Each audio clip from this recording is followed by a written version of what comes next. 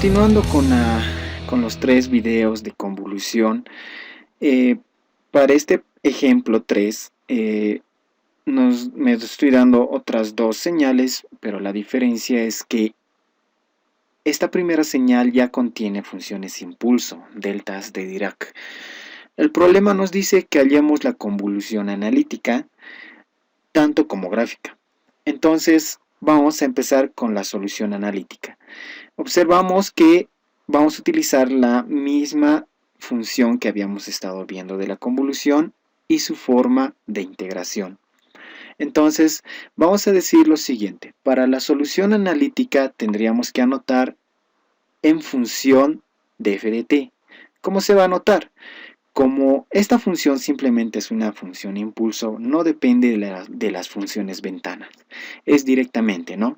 F de t va a depender de la función delta de Dirac con su desfasamiento o desplazamiento en 3 hacia la derecha, menos 3 hacia la derecha, desde el origen. Su amplitud, como no nos dice nada, hay que asumir que tiene la unidad. En el otro caso tenemos un delta de Dirac, pero en este caso negativo, su amplitud igual, no nos dice nada, hay que asumir que es 1, pero negativo. Su desplazamiento desde el origen es menos 5 hacia la derecha, nuevamente. Entonces se notaría de esta manera a la función f de t. Para la siguiente gráfica nos está diciendo que tenemos una función g de t de una exponencial elevada a la potencia de menos 3t y con una señal paso. Esta señal paso nos está diciendo que la función debería de continuar hasta el infinito, pero con la señal paso estamos recortando esa función y solamente todos los positivos. Pero como la gráfica me está indicando de que acá hay un 1, bastaría con simplemente anotar g de t en su forma de funciones ventana. De esta manera, g de t solamente existe en la función ventana desde u de t hasta u de t menos 1, una función ventana, ¿verdad? Entonces vamos a recurrir a la fórmula de convolución. Se debería de anotar de esta manera. Por las propiedades distributivas, agarramos esta función y la distribuimos tanto para la función delta positiva como la negativa. Entonces, distribuyendo, tendríamos esta notación. Entonces, hay algo más fácil para no estar aplicando la integral de convolución. Recurrimos a esta fórmula que es más fácil. Cuando nosotros nos encontramos con una función delta de Dirac más o menos con su desfase o con su desplazamiento, entra en convolución con otra función. Simplemente esto es igual a la misma función, pero con su argumento de la función delta de Dirac. Así de simple, sin recurrir a la fórmula de la convolución.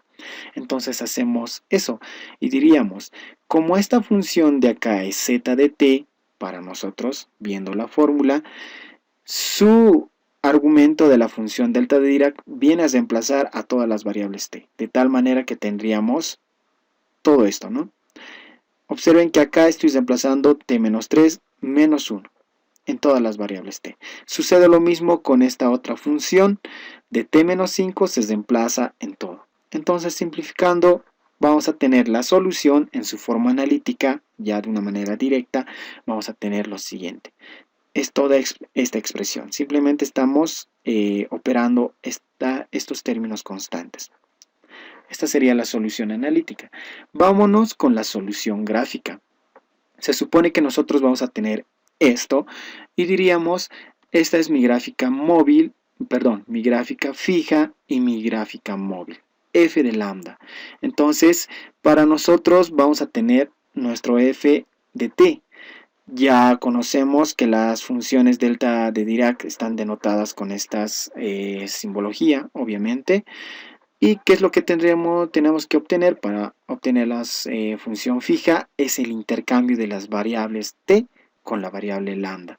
Entonces obtendríamos esta función en dependencia de lambda, como ya habíamos estado haciendo. Y esta es mi gráfica fija. Nuevamente vamos con la función móvil. Entonces g de t va a ser para nosotros la función que se va a mover.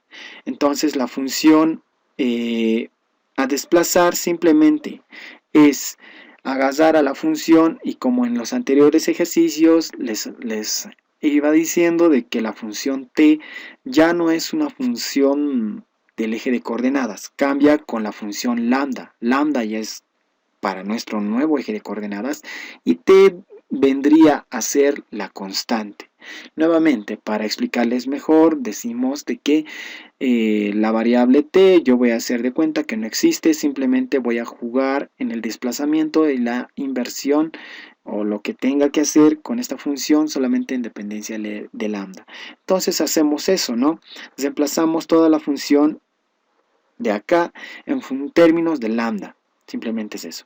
Seguidamente tendríamos que invertir. Invertimos y tendríamos esta gráfica. Este 1 noten que va al otro lado con signo cambiado, menos 1, y gira en el eje de las amplitudes, ¿verdad? ¿Y qué es lo que pasa? El argumento de la función menos lambda se reemplaza en esta función, haciendo que todo esto se convierta de esta manera. Si nosotros reemplazamos para verificar esta función paso, quiere decir que ya la función paso, como ya la conocemos, es desde 0 hasta todos los posibles números hasta el infinito positivos, cambia, ¿no? Y ahora se vuelve todos los números desde 0, todos los posibles hasta el menos infinito. Entonces, bastaría con reemplazar y diríamos, si reemplazo yo el 0, la función paso de 0 va a ser 1. Entonces, si reemplazamos el 0 acá, la función exponencial elevado a la potencia 0 siempre va a ser 1. Tenemos ese punto. Si reemplazamos, por así decir, cualquier valor negativo, en este caso el menos 1, si reemplazamos el menos 1, la función paso de 1 siempre va a ser 1, si existe. Entonces reemplazamos el menos 1 acá y tendríamos una exponencial elevada a la potencia menos 3. Entonces, si nosotros, por así decir, ponemos un valor positivo acá, por así decir, el 1, el paso, la señal paso de menos 1, ¿existe? Es la pregunta. No, no existe. Va a valer 0. Es por eso que está bien en la notación. Entonces, valga la aclaración, ¿no? Entonces, vamos a ver de que necesitamos el desplazamiento. Ya vuelvo a repetir. T viene a ser ya la constante, pertenece a todos los reales. Para conveniencia nosotros tenemos que agarrar a la función invertida y desplazarla a un t positivo hacia la izquierda. Entonces agarramos a la función y la desplazamos a la izquierda. ¿Qué es lo que va a pasar? En sí tenemos a la función de inicio, que es esta, ¿verdad? Tenemos que agarrar el argumento de la función y reemplazarla en toda esta función de acá.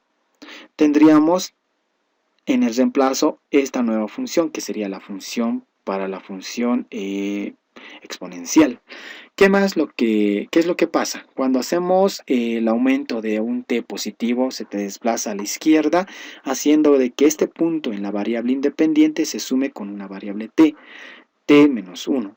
Este punto de acá, que es el 0, se suma con la variable t. Simplemente nos queda como t. Entonces, para nosotros, esta va a ser nuestro gráfico móvil. Las dos gráficas la tenemos que juntar en una sola. Y de acá, a simple vista, ya tenemos las funciones ya como para reemplazar directamente el integral. Entonces decimos, ¿el primer intervalo existe? Pues no existe. Si nosotros vemos, simplemente es esta función exponencial que se está acercando a esta función delta de Dirac. En este tramo de acá, ¿existe algún traslape? Pues no existe. Entonces decimos, el intervalo que va a tener eso es que este t está por debajo de 3. Entonces, en inecuaciones se anota de esta manera. Por lógica, la función y1 va a ser 0. Ahora vamos a seguir desplazando y vamos a notar que la función exponencial ya se encuentra con la función delta de Dirac. Eso quiere decir que sí hay un traslape de toda esta función con este pequeño pulso. Entonces diríamos que cuando se está moviendo esto, hay un cierto traslape.